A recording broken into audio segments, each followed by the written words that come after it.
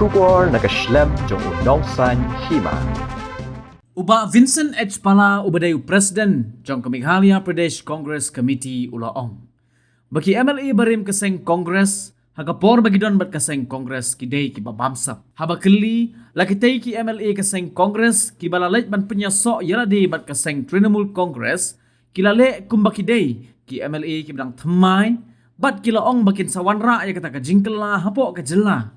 Nakaliang jong ba Vincent Pala ulaong bakalong kabadang kloe ban ong AA halor kata namar hakapor bakidon bat kaseng Congress kidey kibabamsap Henry minta da kim don shu bat kaseng Congress pat kile kum kitu ki breu ki bakhoy ulaong balada ki ngam hapo kawa gangga ki ong bakilak hoy badada ki ngam syapo kaseng BJP barok kile kum bakikelalong ki bakhoy shushu ulaong bawat laki kam yarade bakidey ki bakhoy Henry ulaong baki patba ki tip kambha bat ke election menta usnem kan sadai ka jubab halor ka jing shisha.